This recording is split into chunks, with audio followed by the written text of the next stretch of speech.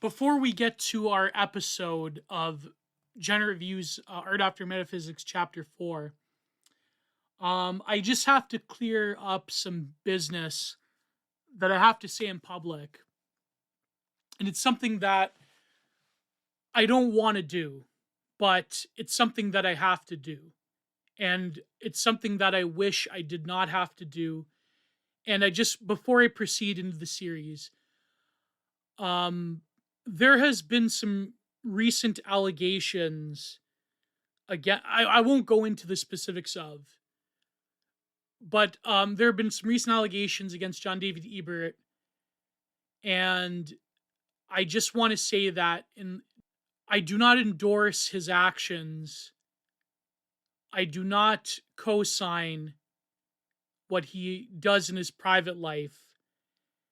And of course, if the allegations are true, without getting into specifics, I, of course, am appalled and do not, like I said, I don't endorse, I condemn them, and I wish that I didn't have to say this.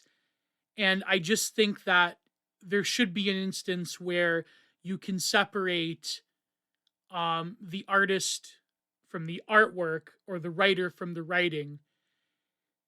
And I think that this book and a lot of his work has brought immense meaning and clarity to my own writing and my own thought. But I think it's a shame. It's a shame that someone so brilliant makes a lot of pretty serious mistakes, and I cannot condone them if they are true. Again, allegedly, I don't want to. If they're not true, I don't want to get into any. I don't want to besmirch the man, but I just want to get ahead of the controversy and to say that again, I don't want to do this, but yeah, I just want to give this little PSA before I proceed in this series, to know that I think that, I think I don't co-sign. I think that if they are true, it's appalling. But I do think that we read things and we analyze things from people that have done despicable things. Right? Like, people still read and analyze William Burroughs, but look what he did to his wife. People still listen to Buddhism, right? People still read and listen to and watch things from very terrible people. So I think that there is a case to be made that you should separate the work from the person, right? Again, I just wanted to clarify things, but let's move on to the... All right, and we are back with another fourth installation of Art After Metaphysics by John David Ebert, and we are covering two actually, maybe three. We'll see how long we go. Probably two, because it's a semi-larger chapter, but the paywalled version will have the final part of Joseph Beuys, which I think is probably the most important chapter in the book. But we're finally covering the artist everyone knows and loves, because all of the YouTube video essayists have got a hold of him. Not casting shade. I actually really like Blind Dweller. Of course, I was too afraid to listen to the recent Jim Carrey installation. But anyways, he's everyone's favorite artist of horror and the beyond and the imagination, with an incredible backstory, which I'm not going to get into because, again, you could go into other videos that display the artwork and so forth. But here I'm going to try to do a more philosophic approach to everyone's favorite artist of the beyond, Zdzisław Beksinski. Finally, we're doing Beksinski, and I think, like a lot of these video essays, they really don't go into the grander civilization and philosophic implications of Beksinski's work.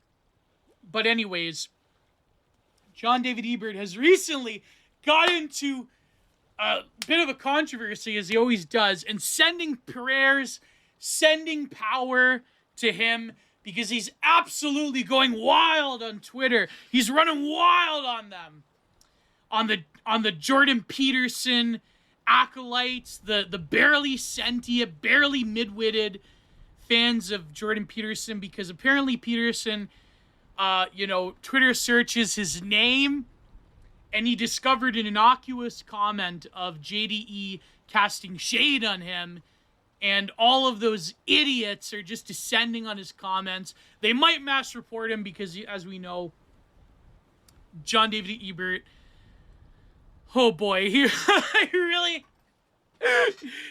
likes tweeting controversial things about women and so forth. And he's just been fighting off the horde. So sending power to our great friend, our great mentor, John David Ebert. And Jordan Peterson could never, ever reach the philosophic insight and breadth and depth of scholarship of John David Ebert, who does not have a PhD, unlike Memerson, actually, Jordan Memerson. So, sending prayers and power. And if you want to listen to more of this amazing, excellent content, please join my Patreon, join my Substack if you don't like Patreon. Patreon.com/Giantart Productions, Substack at Geo's Content Corner. All the links are in the description.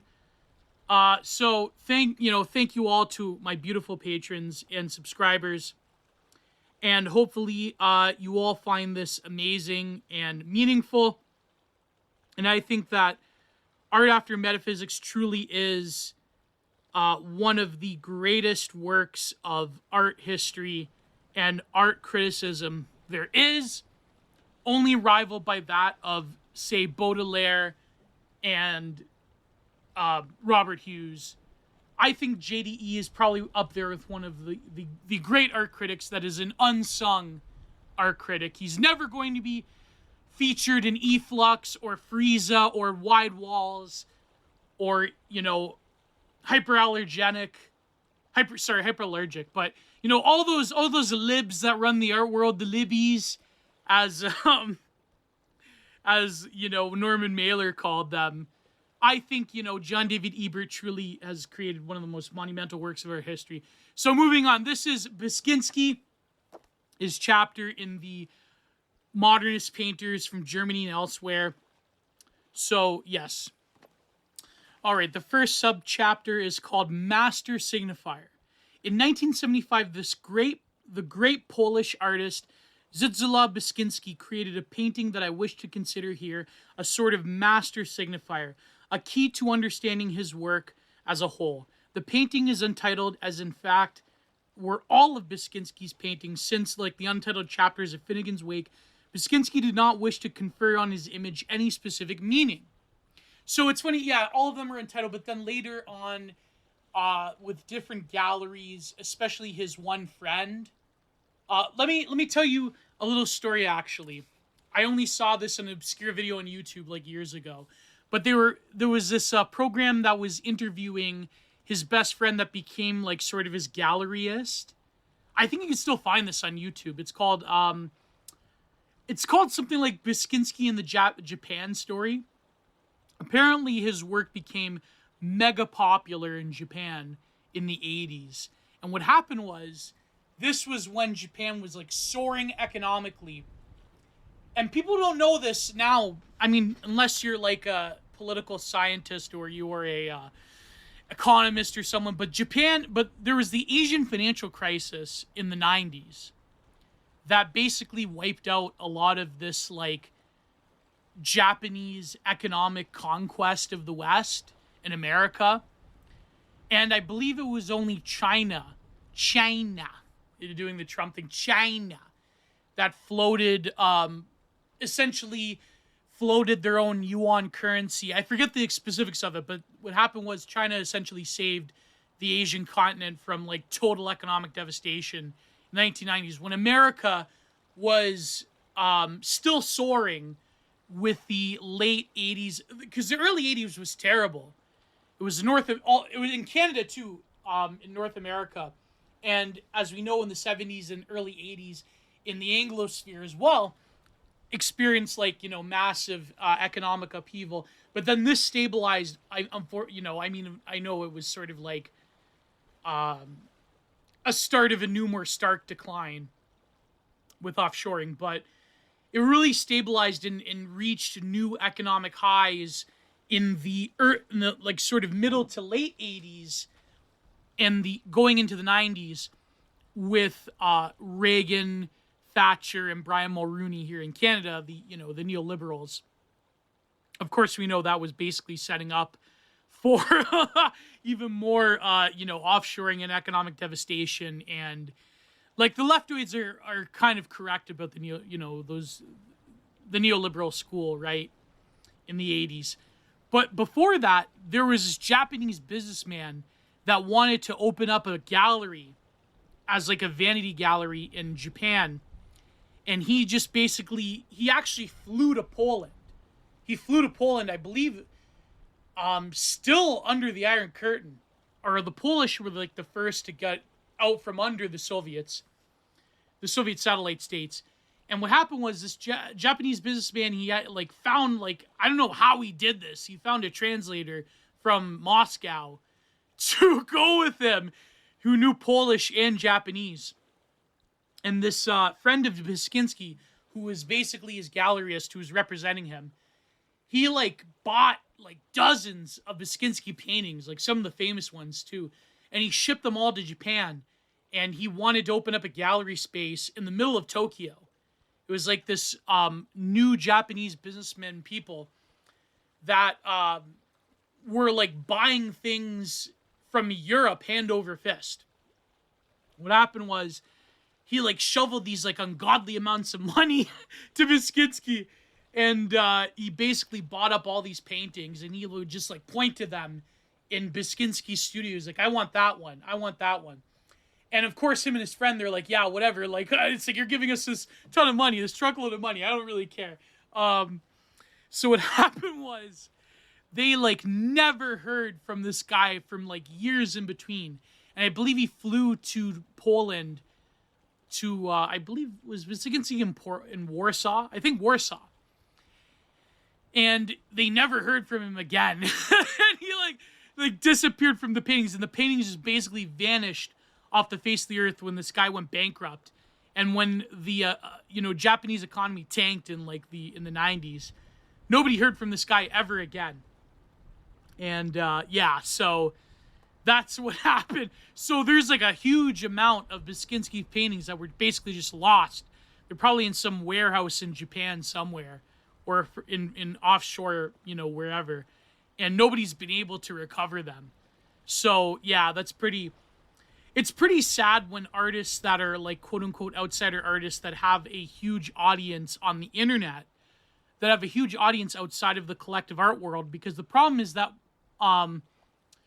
when you are very big in the art world, you do have access to get the gallery system that do have a lot of like archivists and cartographers and conservationists that do archive your work and then more or less attach to them a provenance that then can be very transparent and are subject to the archive system of various galleries that represent these artists. When you're an outsider artist that becomes hugely influential and popular, but are like less than the official art world, that are very popular in like the graphic design and like tattoo conventions and sci-fi horror conventions and Comic-Cons and so forth, like Beksinski is, what happens is like your work is subject to being lost, and unless there are people that have money that are willing to invest in the work. And unfortunately at Beksinski's tragic untimely ending at the hands of one of his young friends, or was a friend of his son also passed away tragically as well. You don't get the benefit of having these archives and the provenance that can ensure your work is totally in private collections and is accounted for. And even like professional artworks that are being bought up by private collectors, they too are like lost to history because they're in some like rich billionaire's archive. And unless these billionaires, when they die, and they are, if they're not willing to give up their private collections, they're pieced out and they're bought by some like Saudi millionaire or some Chinese millionaire or whatever, and they're lost to the public, and it's tragic. But even more so to quote unquote outsider artists. So yeah, that's a little deep Beksinski lore.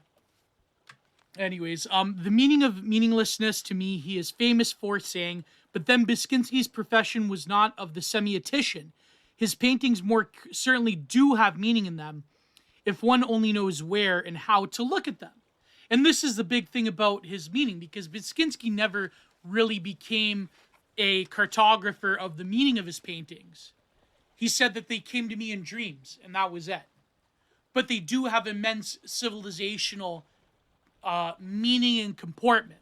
And they do tell a story about the 20th century in our Western civilization, which is what John David Ebert is describing. Because a lot of these video essayists that talk about Beksinski, they're all like, whoa, look at the spoopy, scary stuff. 5 deep for me, oh my God. But they don't really go into the meaning of it besides the surface level. This is like a horror movie or whatever. This is like sci-fi horror.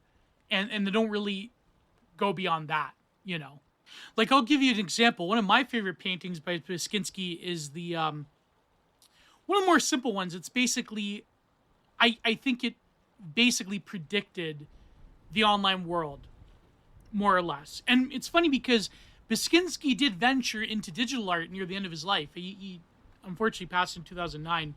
And who would have known what he would have made more if he would have lived? He was doing like digital edits that weren't really that good. They were like early internet technology type of stuff. I believe he used Brace 3D, if I recall. And there were extensions of his already existing paintings, more or less.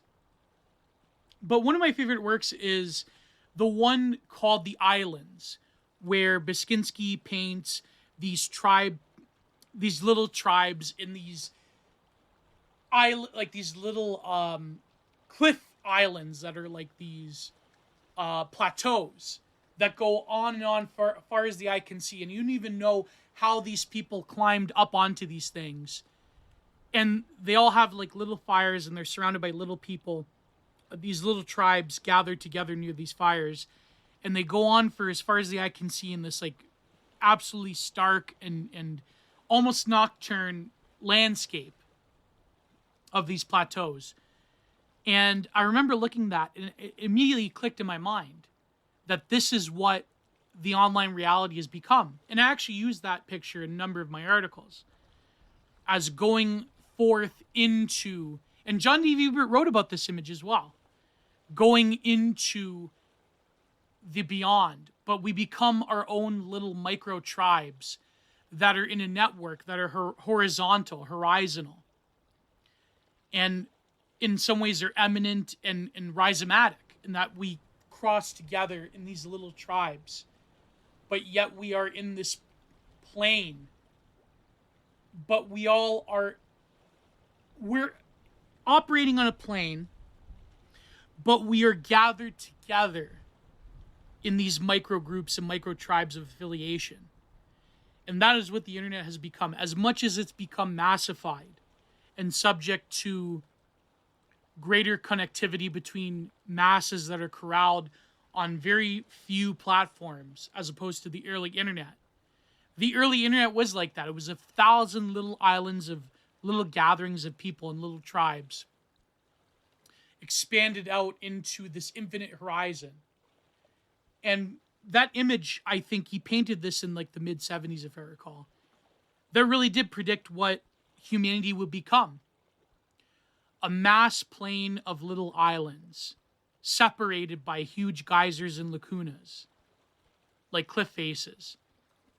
And that's why I think that's one of his most meaningful works, is one of his most profound ones. So moving on. To the paintings in question show an image of sort of a man creature crawling along the ground on all fours. This is his famous bandage one.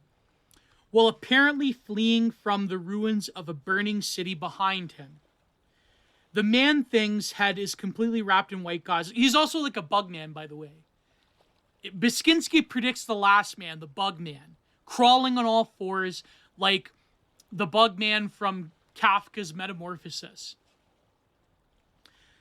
White gauze bandages which are marked with a crimson stain precisely where his facial features would be.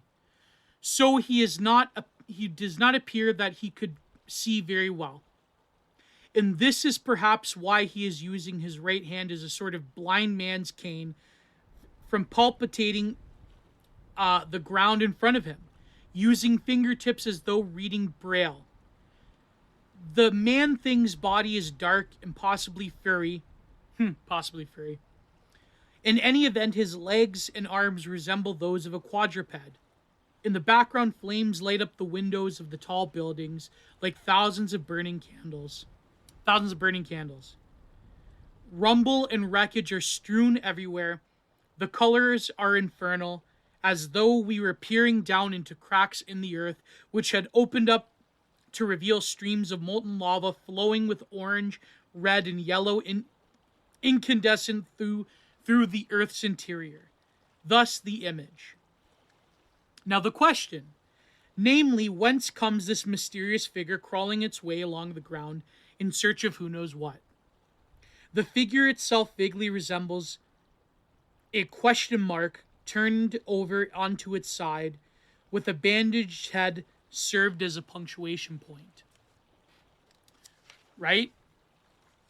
This is what man has become.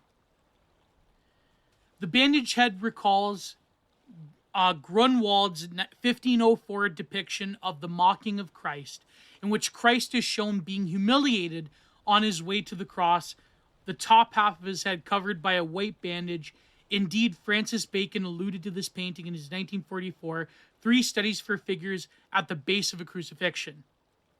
And as it turns out, the image of the crucifixion is one of the master signifiers of Beksinski's art, reiterated over and over again from about 1968 all the way down to the late 1990s. So the crucifixion is the signifier that has been lost in Beksinski. The crucifixion has flesh on it, has bandages on it, is in a dystopian, collapsed landscape filled with hideous cryptoids that imply a transmogrification of man after an apocalypse. That is the apocalypticism Beksinski. It is just as much a post-apocalyptic as the video essayists on YouTube say it is, but implies a hideous metamorphosis of mankind after a calamity, but also implies the massification of man on the philosophic level. Man being stripped of significance, being blinded. This figure is a bug man, crawling on all fours, that's eyes have been gouged out, and now there's just bandages. We cannot see. We are the Muslim men of Giorgio Agamben, without a past, without a future, that has been reduced and stripped down to bare life. That is the apocalyptic art. That is what the video is. They don't realize that in Beksinski. That man has been transformed into bugs, into creatures with various exoskeletons, with different knuckles and muscle structures that are alien to us to survive a harsh environment. Creatures that are massed together. And Beksinski's getting this from surrealism. He's getting this from Yves Tawny. He's getting this even from the Dali. But more Yves Tawny of these, like, I would say Tawny, Yves Tawny, and Yves Tawny, and also Max Ernst as well. Max Ernst. He's getting these anthropomorphic creatures. There's this one painting by Max Ernst called Dawn of the Xenomorphs, where they're sort of these anthropomorphic creatures that are growing out of this hideous nature, like a cell, that have these connecting lines into the earth, and this very dark landscape. The way that Ernst would paint these crustacean creatures that are fused onto the landscape. Beksinski is a much more fantastical extension of especially interwar period Germany surrealism and expressionism. And so the thing is, though, that you know, a lot of these like video essays talk about like how he's spoopy, scary, whatever. They don't realize the background in the art history of what that genealogy of artwork in surrealism that Beksinski is responding to, that is just as much integral to his artwork and the greater picture of civilization than just the fantasies in his images that he's producing. And it's funny, like, the virtuosity of Beksinski is amazing. If you look at archival videos of him, sometimes his sketches are just a few lines or just a few blocks of characters. And from these sketches, he's able to create this fantastically haunting and hideous world of these anthropomorphic creatures that have been transformed into an apocalyptic landscape, where these creatures are just as much integral to the landscape as anything else. Like, you know, the various signifiers of civilization at its end. These, you know, these mezzanines and these lit up vestas and these castles and cathedrals in the sky that create a person of gargantuan size. Like some of the artwork you can look at in Beksinski is incredible. But they have this post-apocalyptic feeling to them of the imagination. They are literally the unconscious contents rising up without a filter. All archetypes have collapsed into themselves. These very Freudian Oedipal creatures as well that are, you know, having relations with each other and so forth. In a way, Beksinski, I remember writing something about this back when I did Modern Art Madness on WordPress, that Geiger is the science fiction horrorism. That Geiger is creating this anthropomorphic alien world of melting, of the alien melting into machine, whereas Beksinski is the unconscious of this earth. They are aliens, but they were once human. They are naturalistic, cryptid-like creatures, whereas Geiger is creating an alien world. Beksinski is creating a naturalistic world of the horror that is produced by the natural world at the cellular mitochondrial level that then is transformed into this post-human. A post-human that is more organicized rather than Geiger's aliens, if that makes sense. And they both have this, like, Oedipal undercurrent, this erotic undercurrent. Creatures hugging and having relations with each other. You know, for YouTube, I can't exactly be graphic, but you can look this up, right? They both have that Oedipal undercurrent. That this explosion of terrible eroticism that has arrived at either civilization's end with Beksinski or with a xenomorphic alien civilization with H.R. Geiger. It's very important to distinguish the two. Man, that's a lot of theory cell, word cell content they're not going to get from the YouTube video essayists. Anyways, moving on. So here is another meaningful chapter that I have to probably break down verse by verse. The contemporary artist must construct his own plane of signification now with a set of meanings and signifieds that belong exclusively and idiosyncratically to his cosmos and to his alone. The other artist cannot, this is the basic theme of the book, obviously. The other artist cannot illuminate his work. Each artist has to be understood now as his own terms, on his own terms. And in order to understand the art, which even Kenneth Clark, the great art critic, confessed was completely baffling to him, the artist's own private semiotics must be worked out by the beholder, which has never happened, or rather seldomly happened in human history. Because the movement, the art movement, I would say that even before the quote-unquote art movement, there was artists and artisans in the service of something higher than themselves, which gave them meaning. But the art movement also constituted this, because now you are amalgamated, and like a lot of our movements, let's face it, they are the products of our critics. But you are amalgamated, and you are situated within a space, and you are together within the same understanding of what you're trying to do. And so the lack of the art movement means that the artist is decoupled from that process, which in some ways is liberating, but it's more of this, what's that Eric Fromm book, The Escape from Freedom? You are condemned to be free, to quote Sartre. You are condemned with the existential action of having to create your own world. And so the artist cannot rely on the common themes of an amalgamation of artists, of a guild, of a source from which you derive meaning. The artist has to create their own world. So there are no longer, but when you really think about it, like, that's terrifying when you think about it.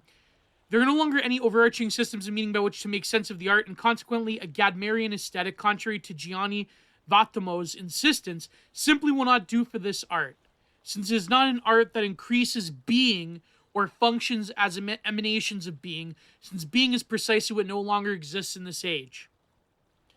Right? So even Heidegger is done away with.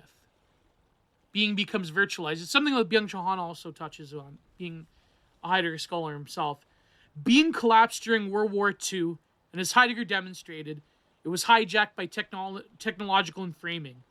There's no longer a single overarching understanding of being from which the works of the contemporary artists could even be understood as avatars. Now, I would say that Beksinski, there is archetypal themes, but they become confused. They lurk in the depths, and they decouple from themselves, and there is this great tragedy within them, I would say. The tragic is throughout his work, but notice that if you sort of like decouple yourself from like the spoopy, scary, oh my god, this looks terrifying. Look at what those creatures are doing in Beksinski paintings. They are, to quote T.S. Eliot, they're groping, they're clutching each other, like huddled together for warmth on the edge of the Tumid River in the wasteland, right? Not the wasteland, in the Hollowed Man. And when you examine them, they are clutching together.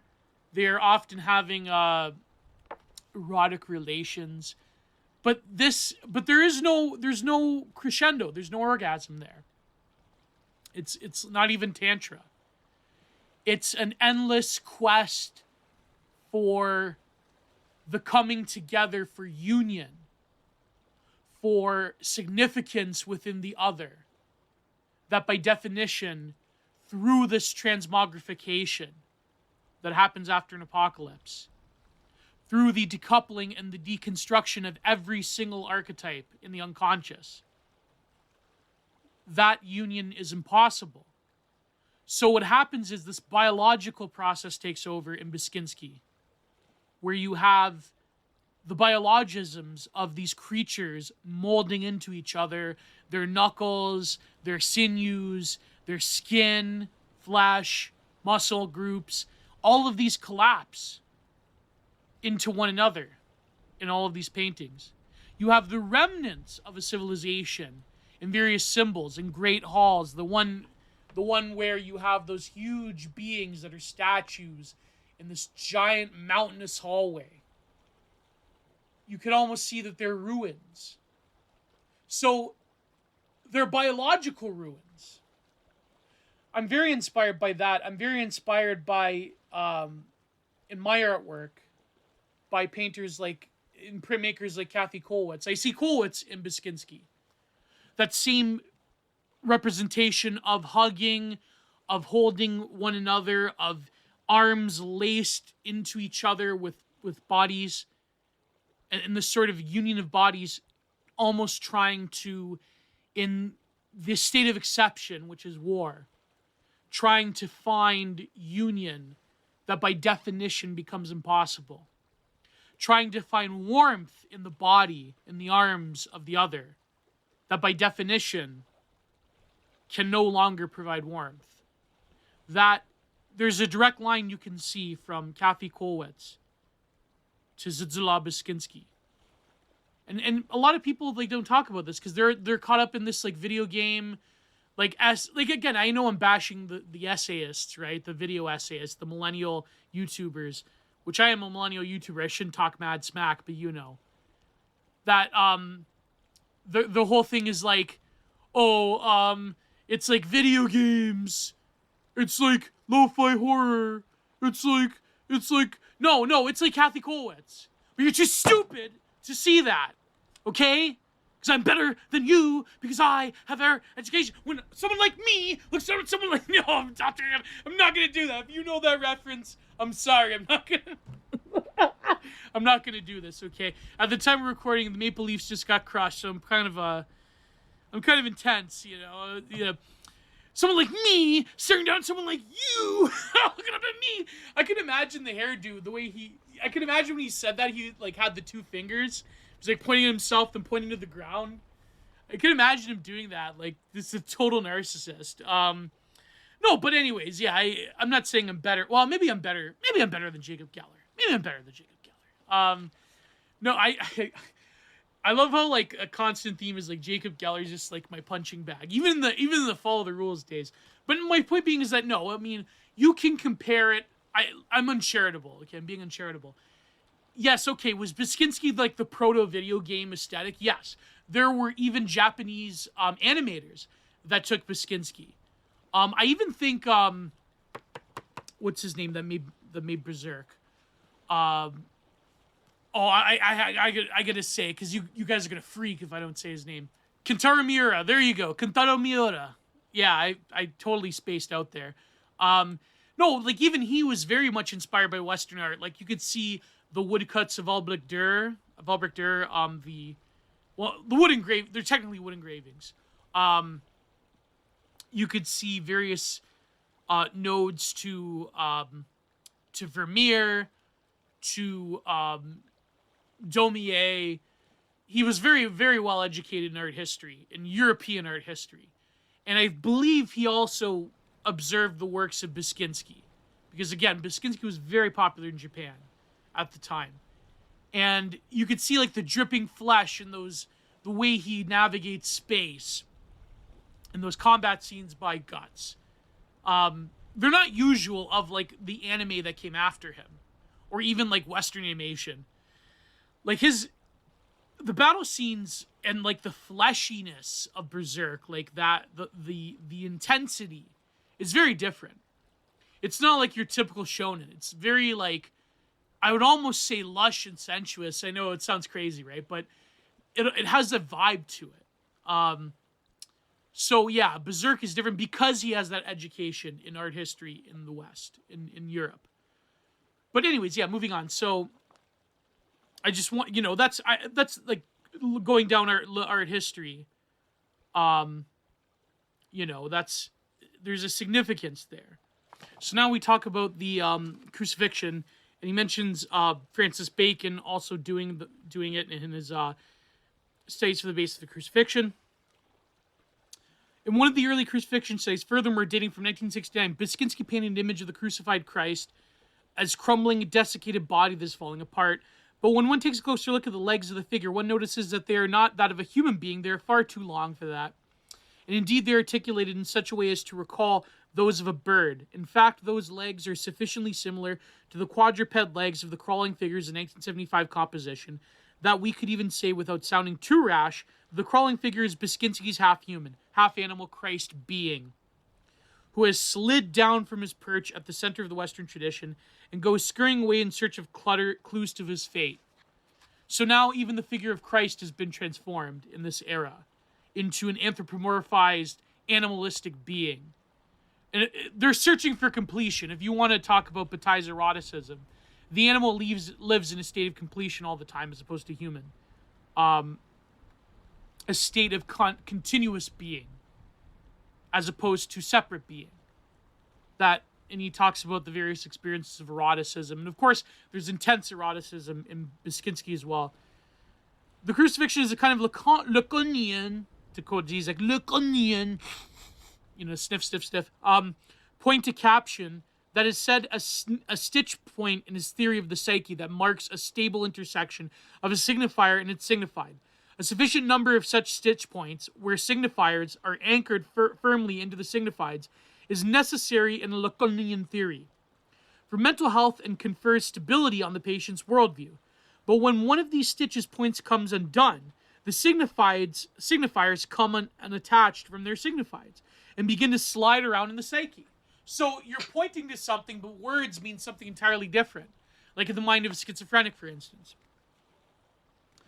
Whereas they become floating signifiers looking for new signifieds to attach to them. Beksinski's 1969 crucifixion, then, is equivalent to a Lacanian point of caption that has come undone. For this image of the crucifixion, the crucifix was, of course, the great master signifier of Western civilization that anchored meaning and gave form and purpose to the entire society. It was a signifier that was attached to the transcendent signifieds, namely the idea of the descent of God to earth. But in the post-historic civilization which we are now inhabiting, all such transcendental signifieds have been deconstructed and dismantled. They no longer function as they once did, as master signifiers. To organize an entire civilization, the metaphysical age that Beksinski shows in 1975 painting has gone up in flames all around us. Now we have post-historic civilization. So, our present civilization is not so much postmodern as post-historical. I've been saying this over and over again, remember? As Vian Vlasier have pointed out, history proper began with the texts in the sense of textiles as weaves that held together and stitched the signifiers of Western civilization together with their signifieds. So let me jump in. We all know this. So the vision machine that began with photography in the 19th century and which has accelerated since then into a dizzying unfolding of ever more and more elaborate vision machines. The television, the internet, computer, two-dimensional image surfaces of the mass media that have come to display writings and henceforth, along with it, historical consciousness. Writing creates history. To live in a civilization in which writing becomes secondary or even tertiary. To imagine is to live in a post-historical civilization. So that's a very pertinent point. Because again, this is basic McLuhan, analysis. So, moving on. In a post-historical civilization, the texts that once acted as weave stitches together, signifiers with their signifieds, have all come undone. And we are faced with the proliferation of free-floating signifiers looking for new signifieds. And when I'm writing my book right now, it talks about this with Byung-Chul Han, and the nature of time and the image and aesthetics is one of the chapters. I believe it's going to be the first chapter in the book. So I'm not going to reveal too much, but basically it talks about like mythic time and historic time and so forth.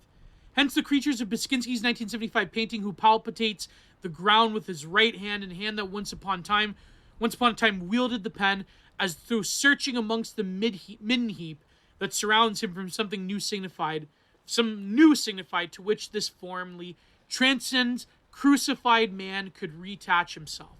He is Flusser's post-historical man, the Muslim. He's depicting the Muslim of Agamben. A man without history that is reduced to the machinations of bare life, of only survival, no language, no sight, living as an animal lives, in the most primitive of senses, reduced and stripped down to nothing but the furtherance of existence. You know what that would look like? What would that look like? That would be worse than being subjugated. That would be worse than anything. A non-person, without history, without a future, without even a meaning, without art, without ideas, without anything. Only to consume resources and defecate and sleep and maybe procreate, not even procreation, in these states of exception, procreation is no more. And we all know the one historical event in the 20th century that Agamben was referring to when he talks about the Muslim men. The one thing I can't say on YouTube, you know the one. So, mid-century Germans. Deleuze signifying and post-signifying sign regimes, as discussed in 1,000 Platoons. Yeah, the regime of signs, it goes hand in hand with like the body without organs, everything.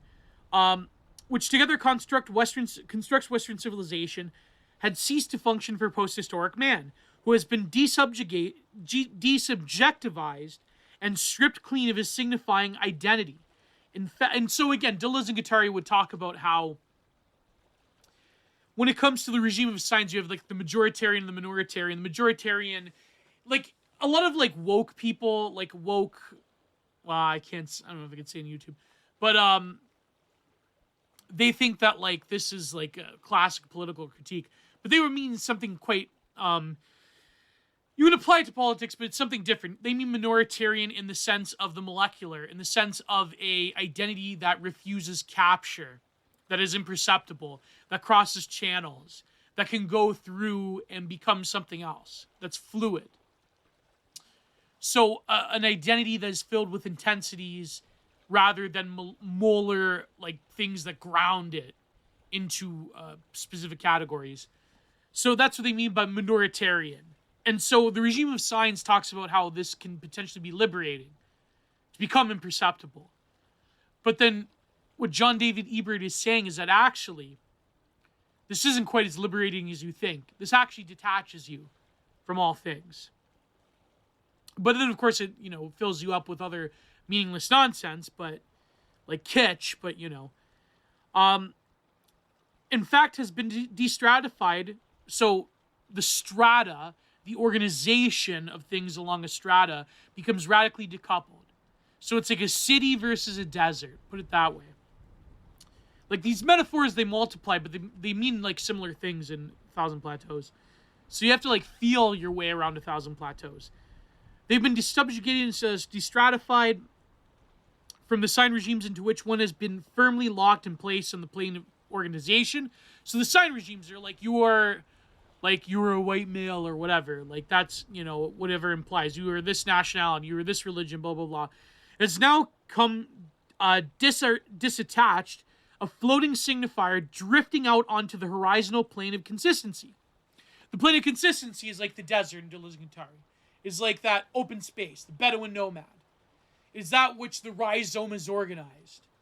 In this horizontal organization where everything can interact with each other and there's no hierarchy and so forth.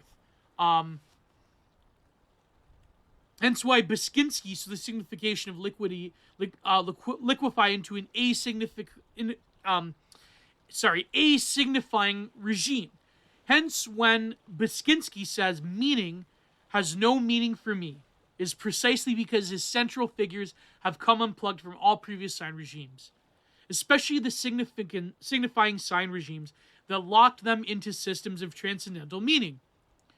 The signifying, paranoid, and post-signifying or subjectifying sign regimes, to which Deleuze and Guattari discussed in 1,000 Plateaus, are equivalent, more or less, to Jean Gebser's mental consciousness structure and to Heidegger's metaphysical age. All such ages together with their accompanying sign regimes have now collapsed. And so now you have the body without organs that is being expressed in Beksinski in this horrific way of like different body parts meshing together, different amalgamations of humanoids and fleshy animalistic beings coming together and melting into their environment. Everything's destratified, everything's collapsing together in and itself. Different muscle structures that don't really make sense in an atomical being now cross into one another and create, like, for example, one being, and then he's getting this from medieval art as well, like Hieronymus Bosch, where one being is just like an ear, and that is to represent the devil that is certain forms of music. But you take that in a surrealistic fashion, and surrealism is this cross-channeling of different signifiers and different modes and signs and body parts and things that have an arrangement. Because the body is a very hierarchical arrangement. It has a specific purpose, does specific things, and without that arrangement, you have very different forms of beings. Like, what if you still crawled on all fours? What if you had an extra appendage? You know? You could say that Beksinski is like a visual representation of that. What if a tower was like a megastructure that forms a being? Like that one cathedral in the sky, that skyscraper that's like a human face, right? Like that itself is like a visual representation of what the idea of an organic megastructure that basically is created and amalgamated into an existing structure depending on the needs of the inhabitants. This is why Kowloon Walled City in China, before they tore it down in the mid-90s, this is why like Kowloon Walled City is like such an endless fascination for theory cells like me. Like a pure anarchic megastructure that people built on their own, that had their own order, that resisted, and yeah, a lot of bad things happened, of course. The most densely populated spot in the world. But, you know, I mean, it had a charm to it. It attracted theory cells for a reason. It was really one of the only true megastructures. I could do basically like a few-hour lecture on Kowloon Walled City. Maybe I will one day. Maybe I'll challenge myself. I'll read that book, that photographer that went in there in the 80s. Maybe I'll read some of that for you one day. When I finish reviewing this book, obviously. So, the ruins of the burning buildings in the background of Beksinski's paintings have not only folded into that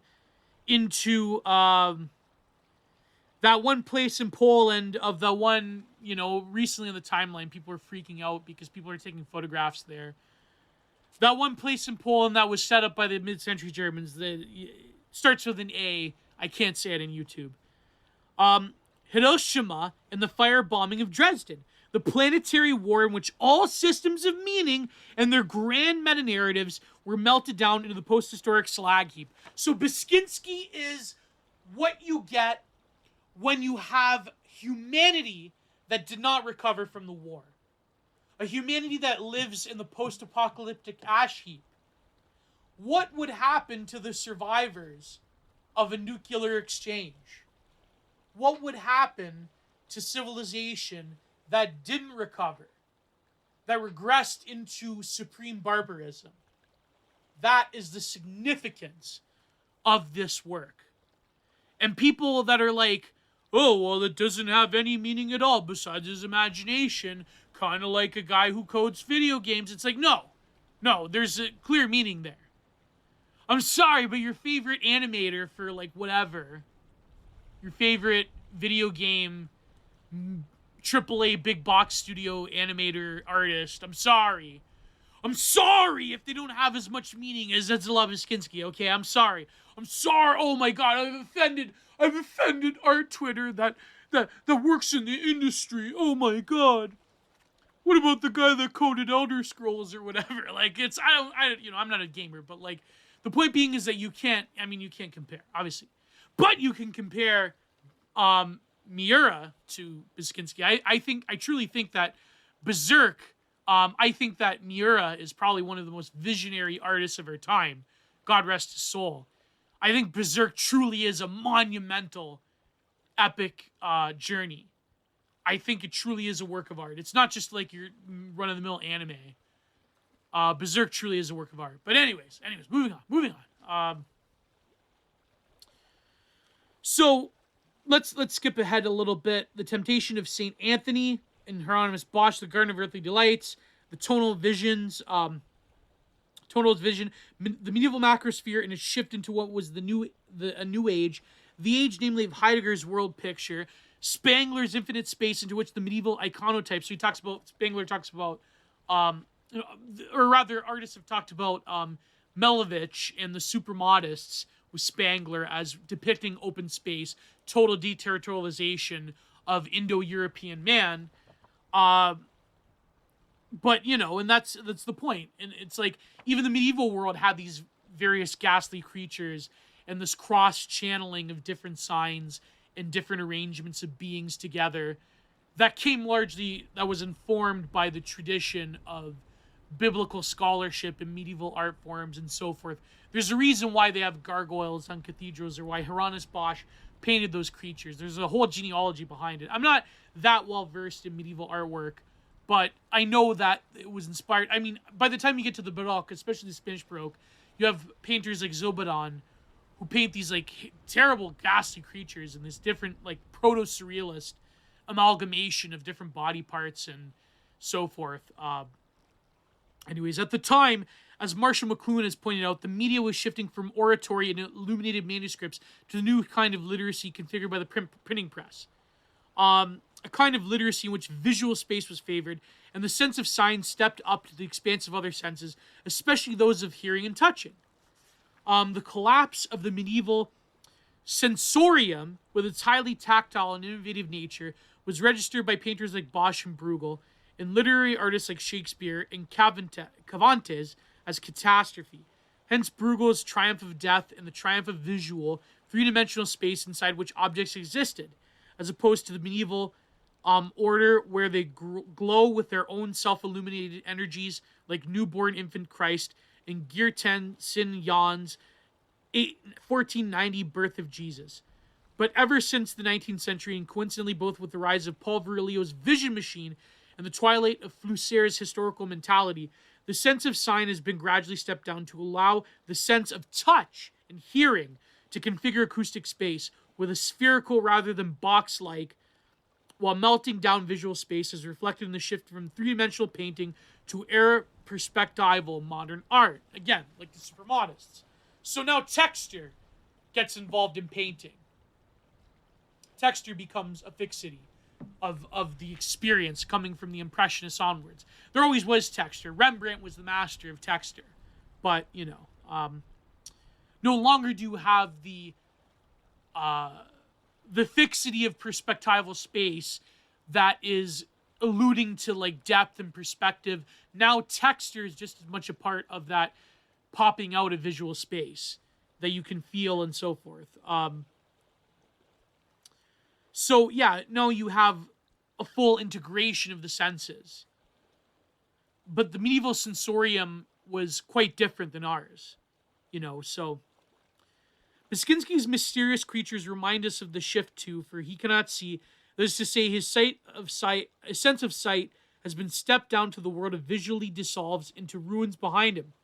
Visuality dissolves into the ruins behind him, while he uses the sense of touch to palpitate his way along like a blind man in Bruegel's painting, The Blind Leading the Blind. We must feel our way, nowadays, through the ruins of the midden heap, using other senses than that of mere visuals, to orientate ourselves in post-historic society. The sense of touch is discontinuous rather than linear, while acoustic space is spherical and as well all at once. I had this article once about how VR technology will lead to a pure sense of just giving people dopamine, and that it would be like an unconscious state, and that you don't even need like this hypervisualization in mental space, that it would actually dull the image. That over time, if you just keep giving people this like sensory overload, that you wouldn't even need the image to give people this like VR experience, that the VR would just basically turn you into like a wire heading machine that even degrades the capacity for the visual itself, right? Now, that was a crazy article, and actually that appeared in, I believe, Autistic Mercury back in the day. But yeah, anyways. I have to dig that up. I wonder if I probably have an archive of that somewhere. But anyways, moving on. So, enabling everyone to be everywhere and anywhere all the time via icon and electronic avatars. So, the sense of touch as well, but like a lot of people, like this is the promise of VR, that it can integrate all the senses at once. So you can have, like they were thinking about this even back in the Second Life days, right? Like in the early 2000s.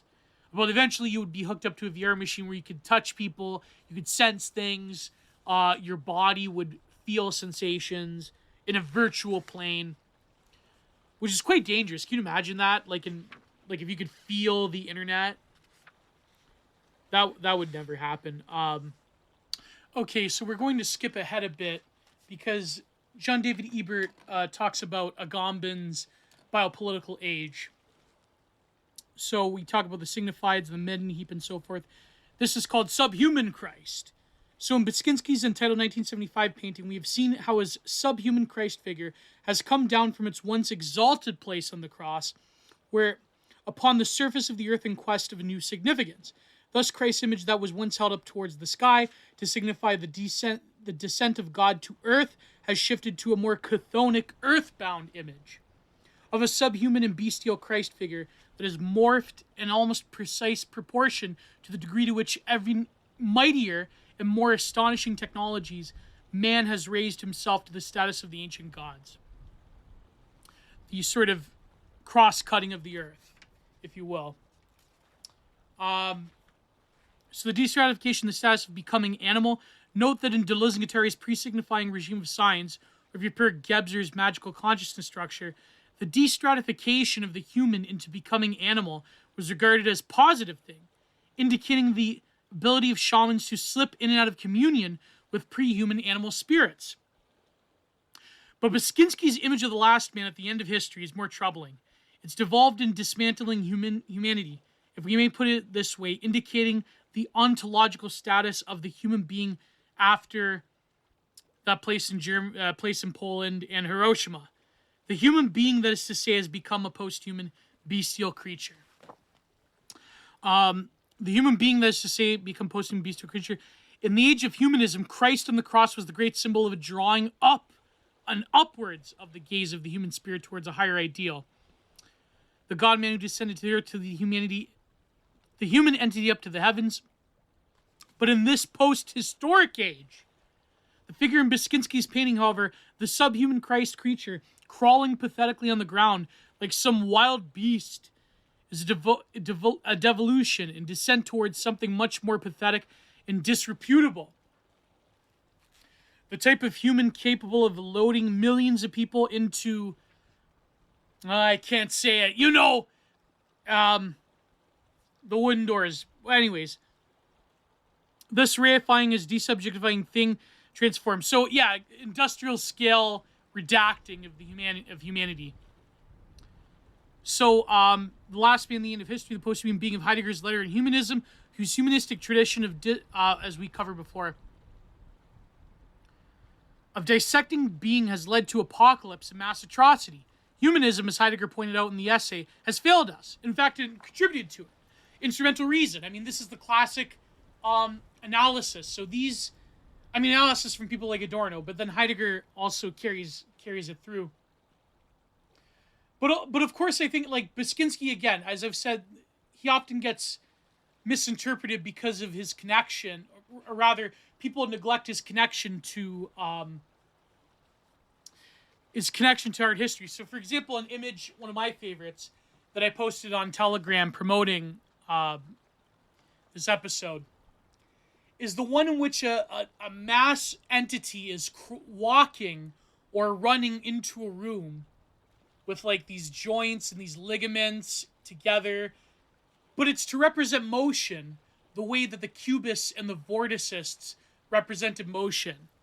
So, for example, you have Duchamp's figure coming down the stairs.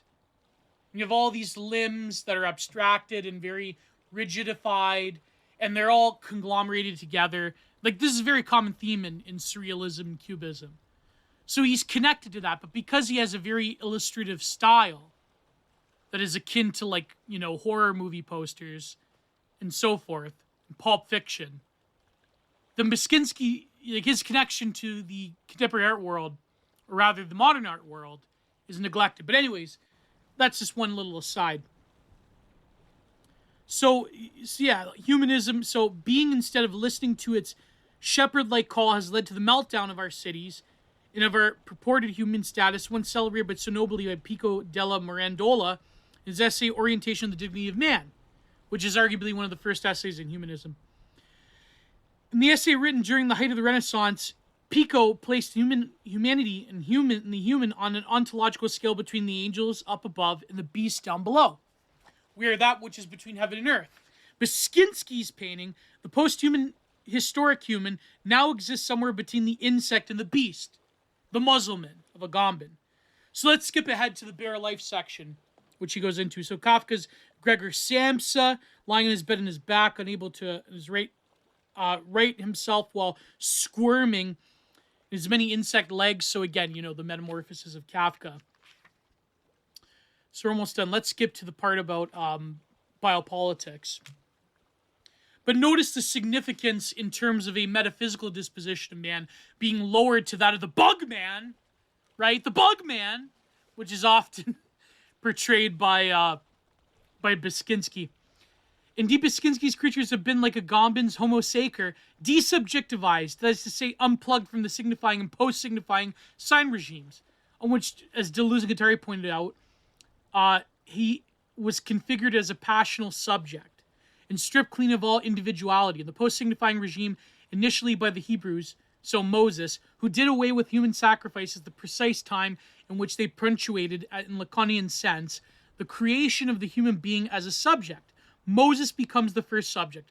So no longer are we, so now we're entering the realm of the subject rather than mass. The mass man was created in the 20th century, which in some ways is a return to the mass consciousness of primitive man that John Gebser talks about, where the unconscious is lived out through every member, and there's no individuation between members.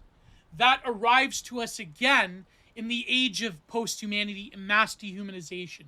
Now we become the animal. In fact, one of my essays talks about this in my book on neoliberal kitsch I'm going to write about, where it talks about furries and why furries exist. And I use Bataille's eroticism. And but also you have to remember that it's not an animal becoming. I have to write this down, actually, a note about the furries. It's not an animal becoming. It's not a true animal becoming, the furries. So here, let me set you up this basic distinction before we move on. This is very crucial to get when it comes to Beksinski, which, again, like I've said, YouTube video essayists don't get this. So to Deleuze-Guattari, you have like this regime of signs where they become decoupled from its stratified arrangement, and you can have different attributes and elements of the self that cross-cut into each other. And it's sort of like this romantic picture. It's sort of like, even within certain art forms, there's a lot of essays about Deleuze-Guattari in the work of art. You can even say that Dadaism is this radical destratification of the regime of signs, the various actions and performance. Joseph Beuys, for instance, his wolf performance is one of them. Dadaists have different, they intuit the coming of man's relation to technology, the various performances, like the Tin Man suit one.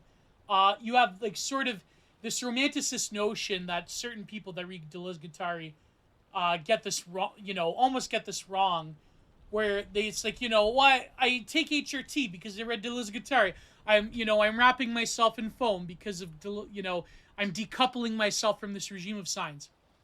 And then, of course, you have the following chapter, which is on animal becomings or becoming God, becoming this, it's the motion in between things. It's not becoming an animal, per se. It's not like what the furries believe in. It's the energies and intensities of forces between you and that animal. And, Deleuze-Guattari, Deleuze in particular, is reading about shamanism. And even Chaosmosis talks about this, which is the last book that Guattari wrote before he died. I believe it came out in 94. And, so that's the one end. But so what Jean-David Ebert is saying is that Beksinski's paintings, they may look like they're this like liberatory decoupling of all, regimes of signs and facialities. And it's like he's depicting like this rhizomatic entity that crosses into, buildings, the environment, and other entities and so forth. And it's like really Beksinski is good at drawing, like the surrealists, like the cubists. He's really good at depicting the forces and the intensities of things. But what John D. Ebert is saying is that no, actually these are biological entities, and this is much more humiliating and dehumanizing than this like romantic Deleuzean thing where it's like, oh, I'm becoming liberated, becoming imperceptible. What JDE is saying is that no, actually, this is when you radically de-stratify the signs that make us human, these signifiers, what you get is almost akin to Agamben's Homo Sacer, bare life. Life that is reduced to Zoe, the biology of the earth. Life that is radically decoupled from meaning. It's not like liberating yourself from an arrangement of what is meaning that is imposed on you by the majoritarian face, by the regime of signs. No, when you radically decouple yourself from this, you become bare life. You become biology.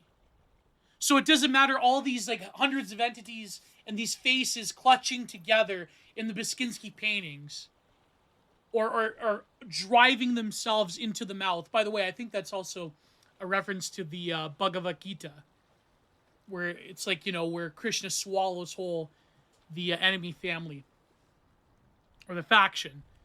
No, it's like this becomes radically destratified to the point where you become mere dirt. You become bios.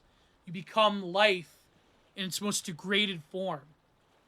So no longer do you seek the transcendental arrangement that is present within Platonism, present within Christianity, present within certain forms of psychoanalysis that Deleuze and Guattari rebel against, but rather you are lowered into the earth. It's not even this like Nietzschean vitalist thing.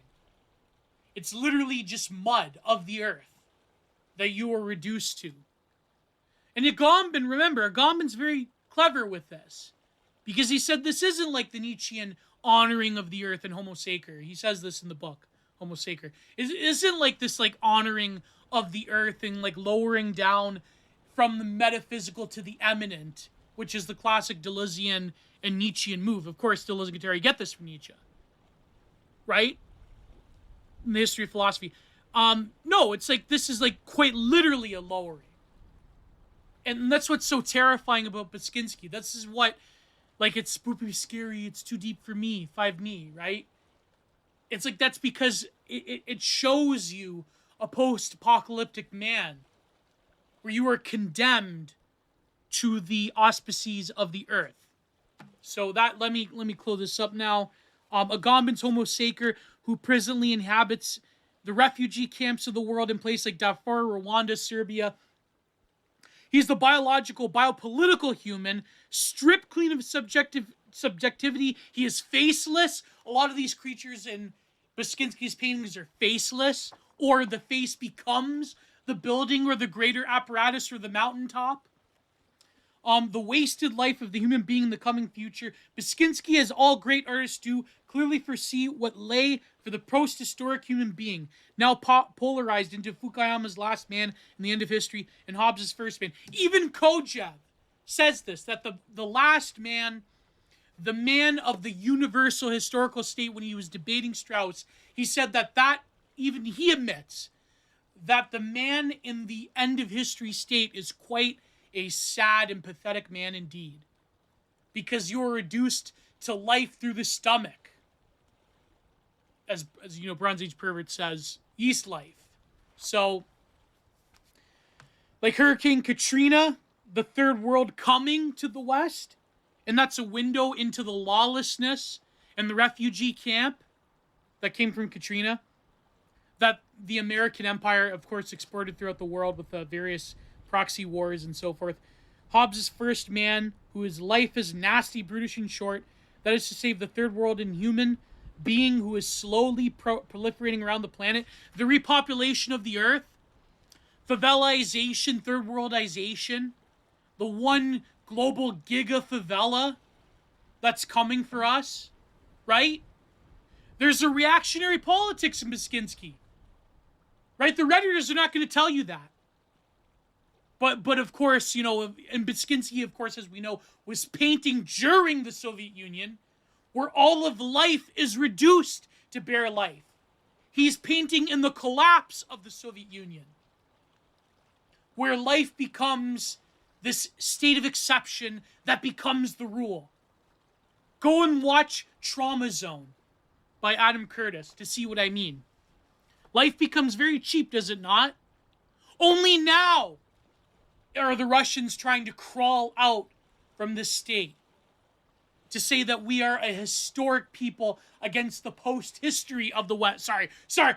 I'm Eurasian posting. I'm cutting that off. Final paragraph. But nowadays, such zones of exception, right, of stress and conflict are constituted not by gladiatorial arenas, but by refugee camps that are slowly emerging within zones of cooperation and judicial order everywhere as post-human fabrications of purely zoological human beings.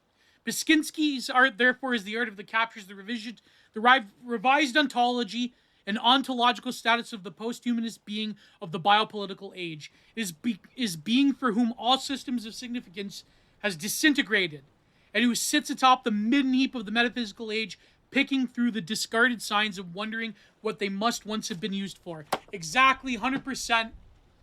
It is the being of post-humanity, but it's not this romantic, sexy, like when people talk about, these academics talk about, like virtual man and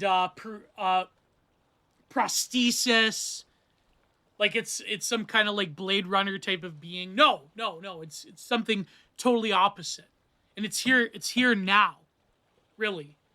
So this, again, Beksinski, hopefully you guys like this. I know Beksinski is such a hot topic on YouTube and elsewhere. Oh, so the paid section is going to cover the most important part about Joseph Beuys, and again, these themes of post-humanity and the apocalypse. Very, very interesting. Highly recommend you subscribe to Patreon or Substack. God bless. Goodbye. Too sweet. See you on the other side.